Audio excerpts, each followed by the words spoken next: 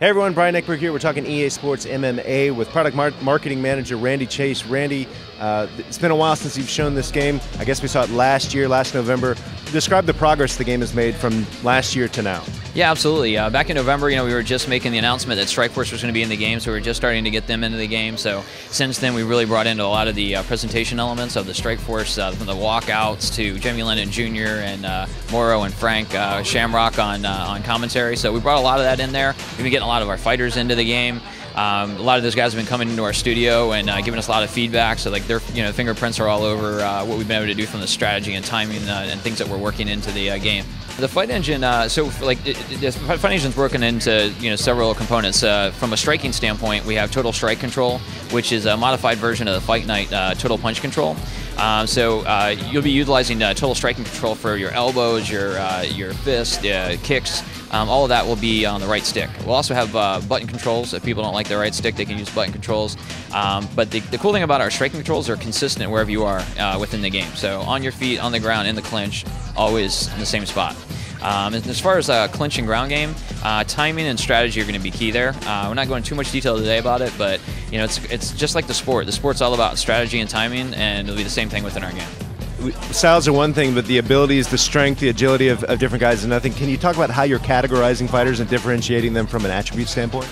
Yeah, I mean, we have main attributes that that define the fighter, but we've gone really deep on the back end as well, and making sure that for instance, we just announced not too long ago Teron Woodley's in our game. He's a wrestler, so he's listed as a wrestler, but he also, I think, he's submitted like the last 5 guys he fought. So his submission skills are still going to be really good in the game. So just because a guy is in a certain in a certain style doesn't mean he can't be good at other things as well. But we're making sure we're representing these guys as closely as we can, and like I said, many of them in our studio, so they know where we live.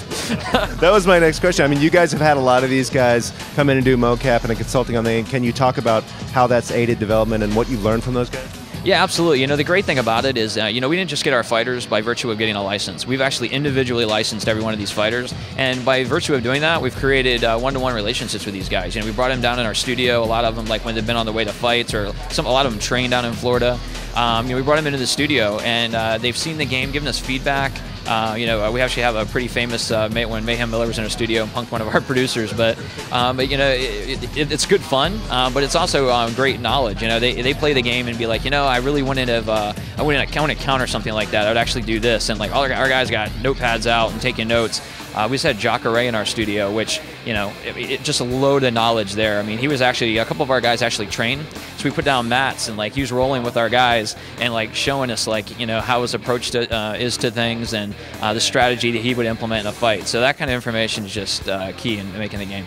And you guys are in a position that you have the Fight Night series on your side as well. It seems like maybe a little influence of the Fight Night game with your striking. Can you talk about this sort of influence of maybe what you borrowed and learned from the Fight Night series? Yeah, definitely. From a striking standpoint, I mean, Fight Night was known for kind of revolutionizing like how striking's handled. So we definitely borrowed technology from them, and like I said, it's a modified version of that. So we took that and kind of made it our own because in mixed martial arts you have so many other things available to you.